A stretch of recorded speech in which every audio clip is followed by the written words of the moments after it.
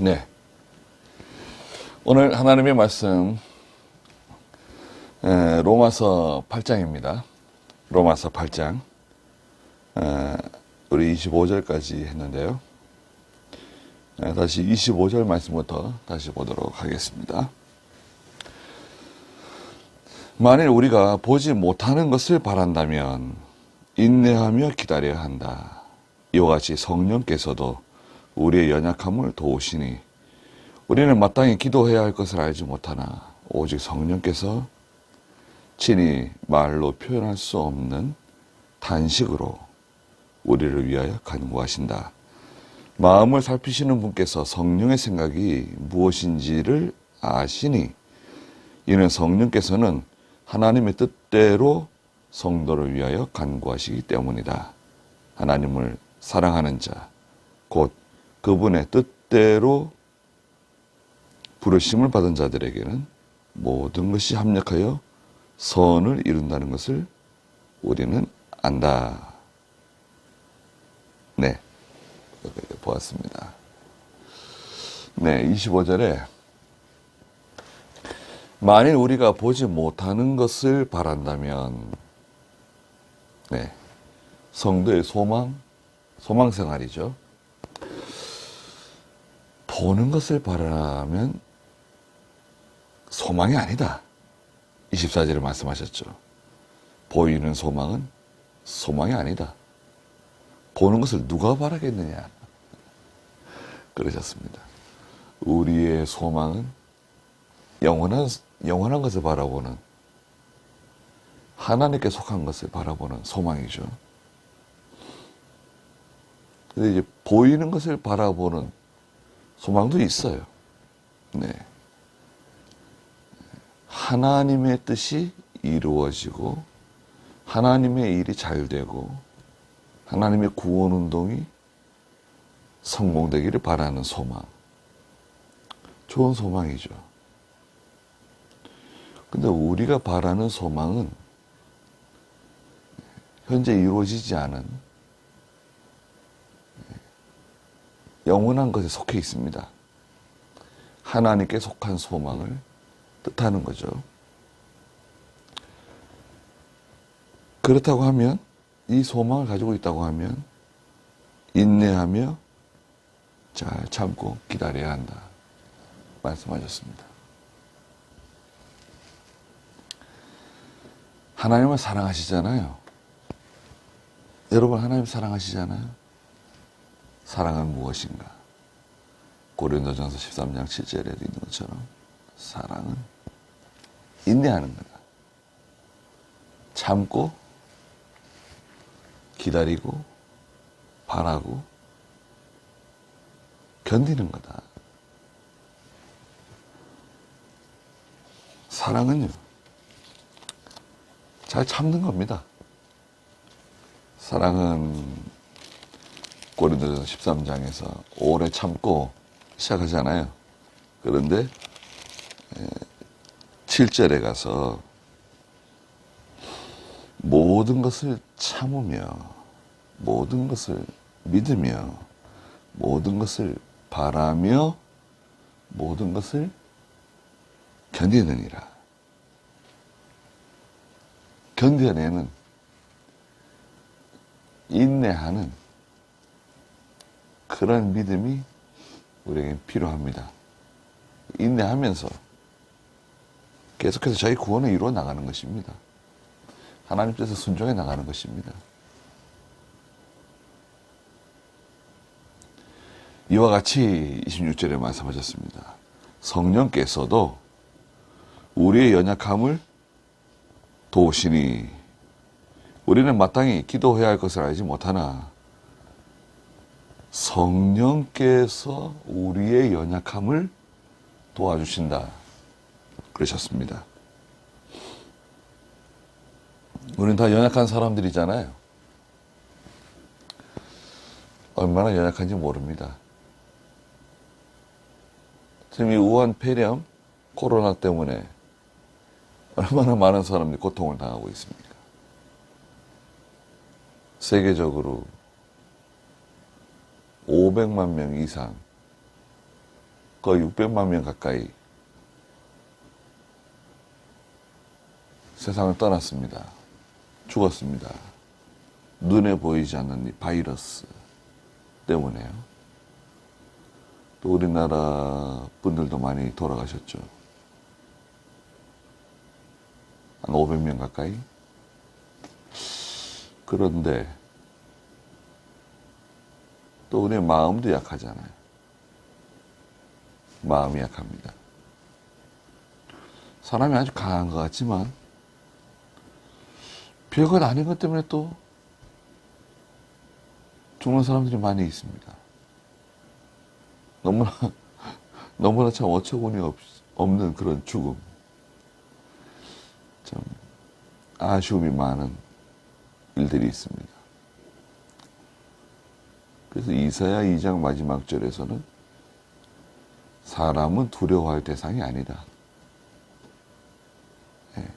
이 콧구멍 2개만 막으면 몇 분 안에 죽고 만다는 거예요. 사람은 두려워할 대상이 아니다.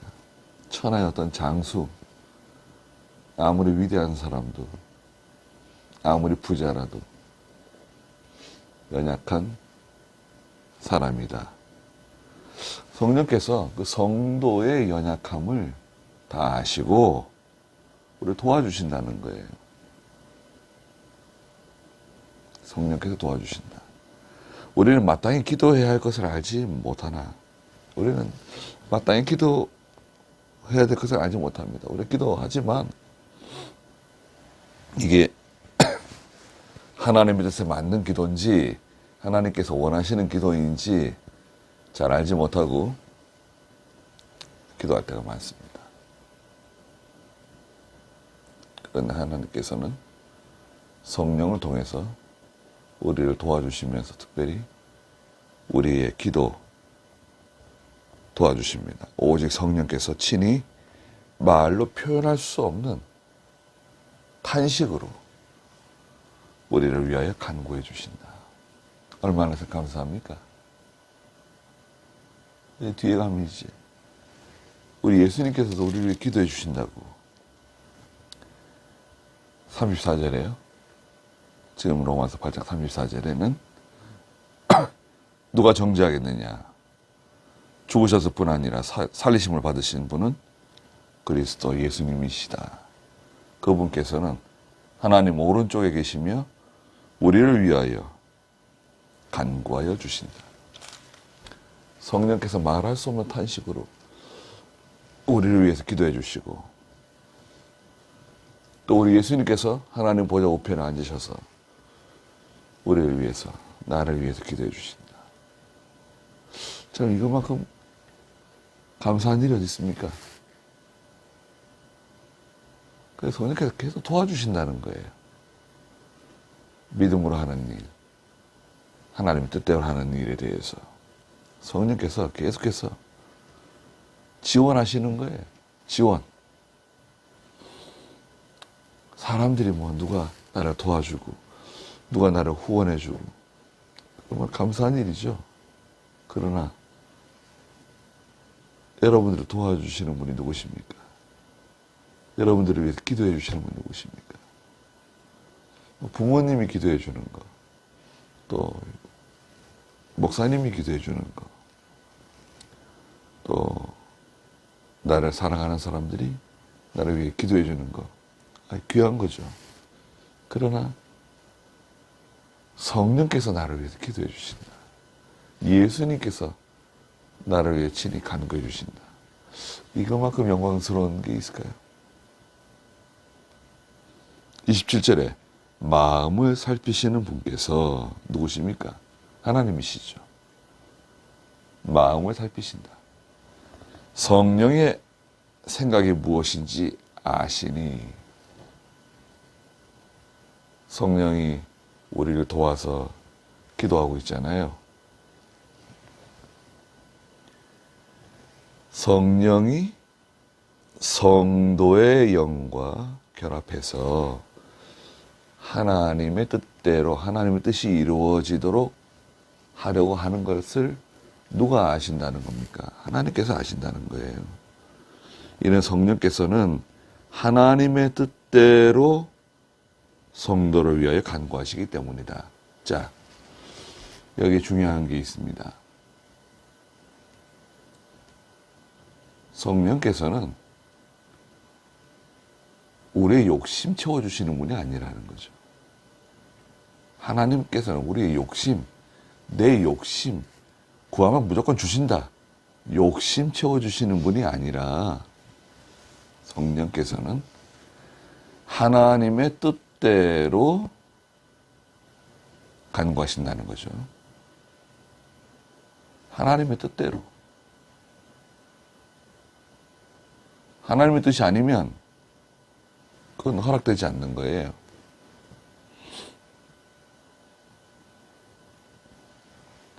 에베소 4장 30절에서는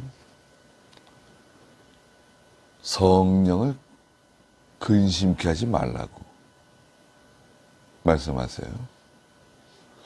성령께서 왜 근심하는가? 자꾸 이 하나님의 뜻을 거스리는, 신앙 양심을 거스리는, 진리의 노선에서 자꾸 벗어나는, 분명히 하나님께서 뭘 원하시는지 알고 있잖아요. 하나님이라는 교역자나 직분자나 또 어느 정도 믿음이 자라난 성도라면 하나님께서 무엇을 원하실까? 이 일에 대해서는 하나님께서 어떻게 처리하는 것을 원하실까? 알고 있는 거 아닌가요? 그런데 거기에 욕심이 들어가면 내 자기라는 것, 내 생각, 내 뜻, 내 주장, 내 경험, 내 지식, 내 지혜, 그것이 들어가면 그건 하나님 뜻이 아니죠. 성령께서 그러지 마세요.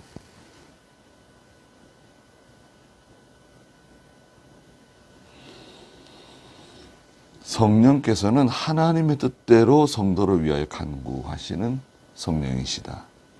28절, 하나님을 사랑하는 자, 곧 그분의 뜻대로 부르심을 받은 자들에게는 모든 것이 합력하여 선을 이룬다는 것을 우리는 안다. 하나님을 사랑하는 사람은 예수 믿는 성도죠. 하나님을 사랑하는 자,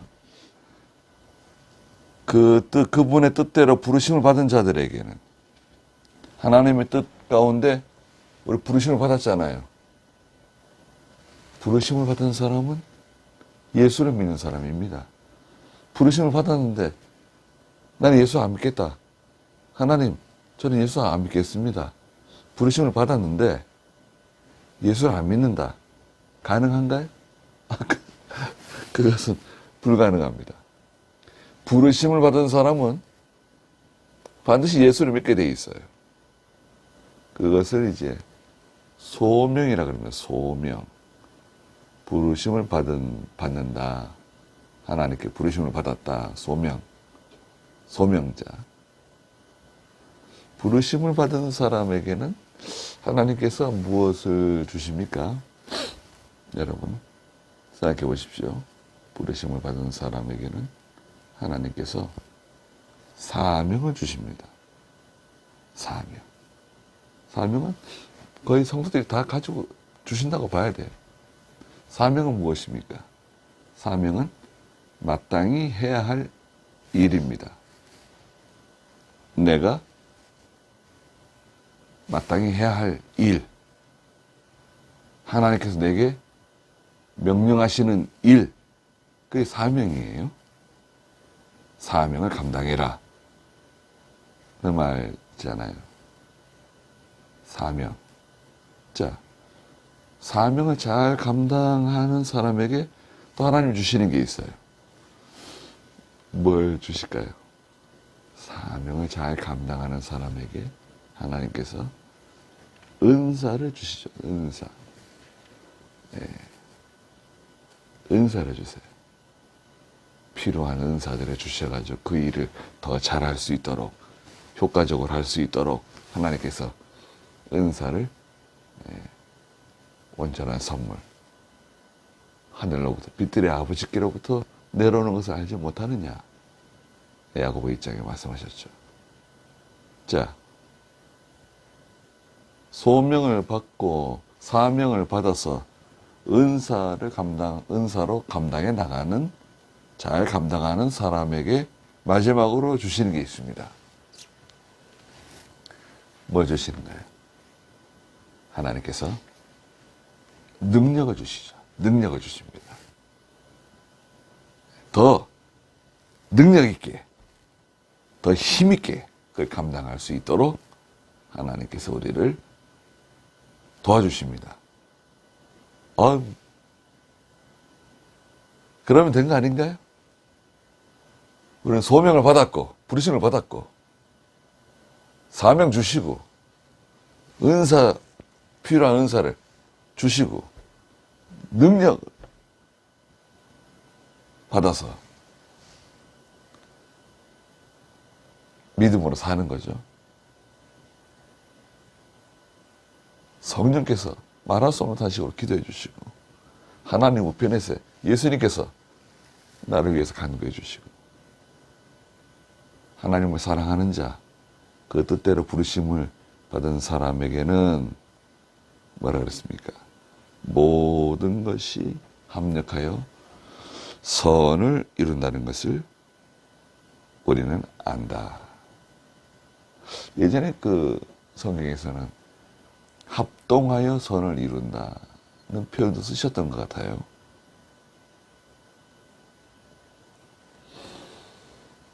우리가 현재 보기에는 그것이 좋게 보이지 않아도,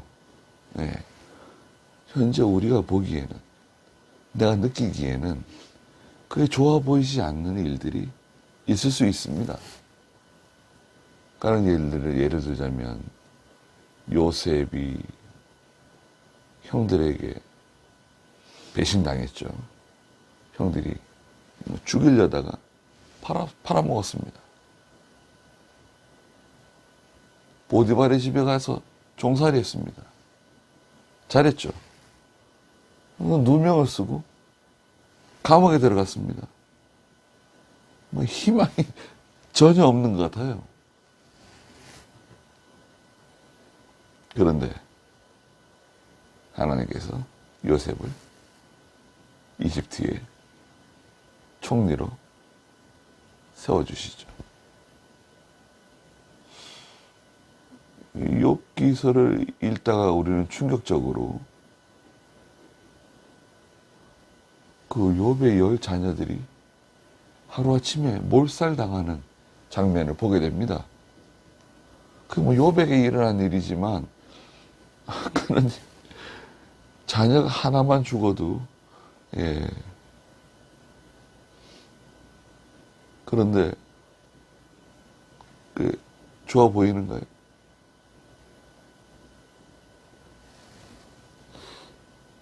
그것이 우리 눈엔 좋아 보이지 않지만 시편 119편 71절에 내가 고난 당할 때는 잘 몰랐었는데 그 고난으로 인해서 하나님께서 원하시는 것을 깨달았다는 거죠. 고난 당하기 전에는 잘 몰랐는데 119편 71절에 고난 당하는 것이 내게 유익이니 이로 인하여 내가 주님의 규례들을 배우게 되었습니다. 고난 당하기 전에는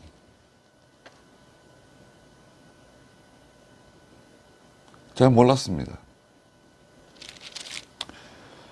시편 119편 67절에서도 고난 당하기 전에는 내가 그릇 행하였더니 이제는 내가 주님의 말씀을 지킵니다. 그 고난 때문에 겸손해지고 회개하게 되고 또 하나님이 기뻐하시는 일을 하게 되는 거죠. 고난이 없을 수 있을까요? 현재의 고난은 장차 우리에게 나타날 영광과 좋게 비교할 수 없다. 말씀하셨잖아요. 18절에. 현재 고난이 있다는 거예요. 모든 것이 합력하여 선을 이룬다는 것을 우리는 안다. 하나님의 뜻이 이루어진다는 거예요. 에베소 3장 2절에는 하나님의 경륜이 있어요. 하나님의 경륜. 하나님의 뜻이 반드시 이루어지는데 하나님의 계획, 하나님의 계획이 있잖아요. 그 하나님의 작정이라고도 하죠. 예정이라고도 하고 하나님의 계획이 있고 하나님의 뜻이 그 때가 되어서 이루어지는데 거기 하나님의 경륜이 작동한다는 거예요. 에베소 3장 2절에 보면 너희를 위해 내게 주신 하나님의 은혜의 경륜을 너희가 분명히 들었을 것이다. 하나님의 은혜의 경륜이 있어요. 이 경륜은, 은혜의 경륜은 하나님의 섭리입니다. 섭리. 하나님의 섭리라고 하는 것은 무엇입니까? 좀 어려운 말들이 나오는데요. 하나님의 섭리. 하나님의 섭리다. 라는 말이 있죠. 하나님의 섭리라고 하는 것은 하나님께서 내게 주신 모든 환경을 다 하나님이 이용하셔가지고 하나님의 뜻을 성취하신다는 겁니다. 내가 가지고 있는 모든 지혜, 지식, 건강, 물질, 또 인격, 또 주변의 가정, 환경, 친구, 가족, 모든 내 주변에 있는 모든 것을 다 이용하셔가지고 하나님께서 원하시는 것을 이루신다. 이 하나님의 섭리가 작동하고 있습니다. 그래서 그분의 뜻대로 부르심을 받은 그 자들 모든 것이 합력하여 선을 이룹니다.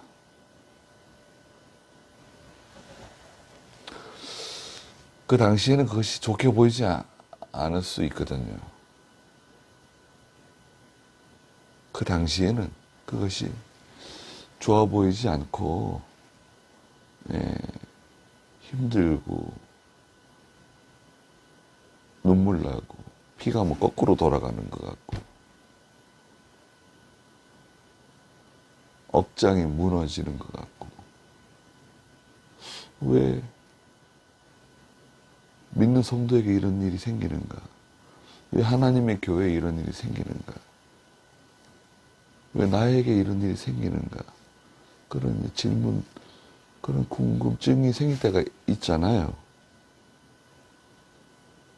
그때 원망하지 마시고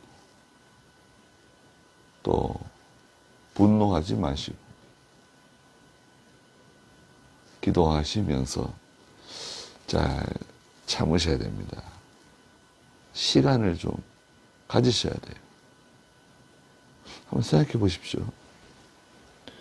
이집트에서 400년 동안 종살이 하던 하나님 백성 이스라엘을 모세라고 하는 지도자를 세워서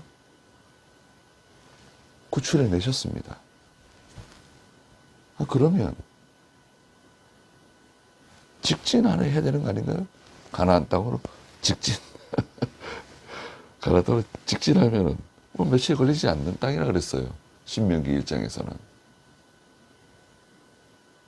그런데 뭐 이집트에 뭐 추병이 막 따라오고 말이죠. 앞에는 홍해가 또 홍해가 있는 곳으로 하나님이 인도하셨어요. 그래가지고 이스라엘 백성들이 거기서 뭐 대성 통곡하고 그런 거 아닙니까? 아니 뭐 이럴 수가 있는가 말이죠. 아유 여기가 우리 공동묘지인가? 아니 왜 우리를 여기 이리로 데려왔는가? 난리가 났잖아요. 모세를 뭐 쳐 죽이려고 그랬습니다. 그러니까 모세가 하는 말이 뭐예요? 모세의 일성이 뭡니까? 가만히 있으라는 거예요. 좀 가만히 좀 있으라고.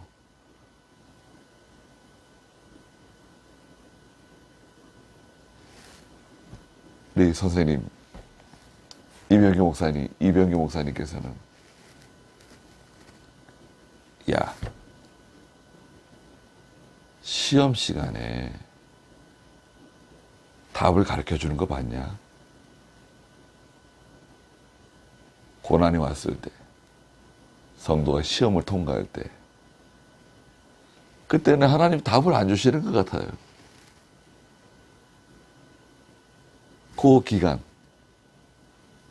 계시록 2장 10절에서는 열흘 시험이라고 그러셨잖아요. 열흘 시험. 그 기간을 통과를 해야 돼. 필요한 게 뭔가요? 믿음이 필요하죠. 믿음이 필요합니다. 요 시험의 기간, 열흘 시험, 그 영적 실력이 있어야 돼요. 그래서 그 참고 입을 다물어야 돼요. 시험이 왔을 때는 우린 첫째 입을 잠가야 됩니다.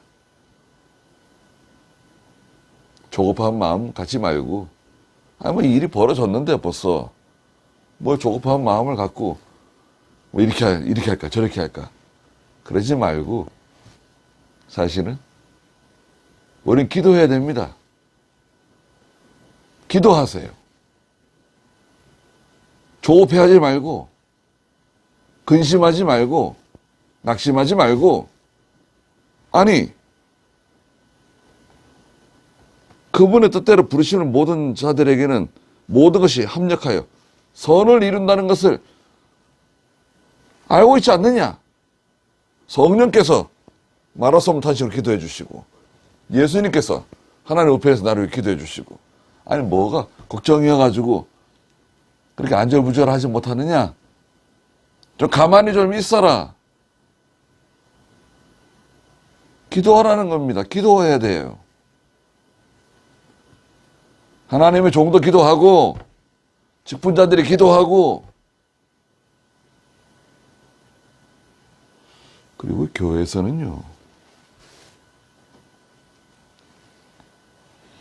장로님이나 재직들이 목사님 앞에 나서면 안 됩니다. 그건 정당하지 않습니다. 하나님께서는 하나님의 일을 하나님이 세우신 종을 중심으로 일해 나가십니다.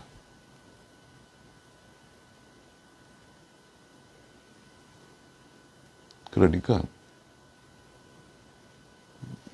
목사가 혹시 좀 잘못하는 것 같아도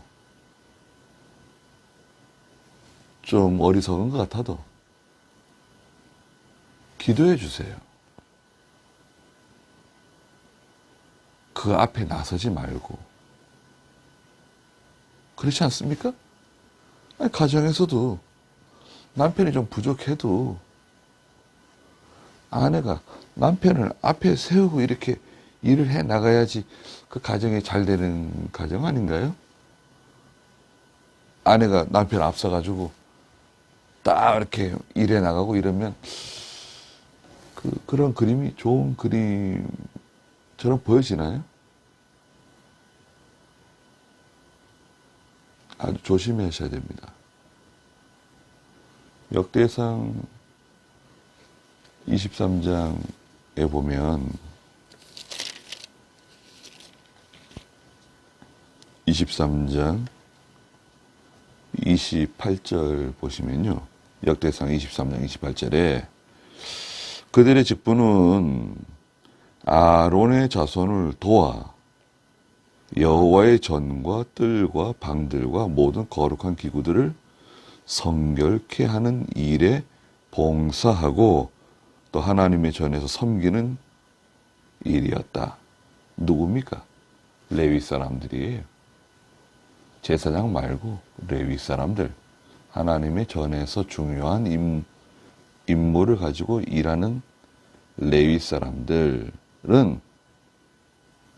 제사장을 도와주는 위치에 있습니다. 봉사하고 섬기는 일에 제사장을 돕는 위치예요. 제사장을 돕는 위치에 있어야 할 분들이 나서면 안 됩니다. 그건 하나님 싫어하는 일입니다. 자, 우리는 모든 것이 합력하여 선이 이루어지는 사람들입니다. 보장받은 사람들이에요. 얼마나 감사합니까? 그러니까 25절에 말씀하신 것처럼 인내하고 기다리면서 그리고 하나님을 신뢰하세요. 그리고 기도하시자고요. 코로나가 뭡니까? 기도하시면 됩니다. 네. 그럼 확신을 가지세요. 확신 있습니까?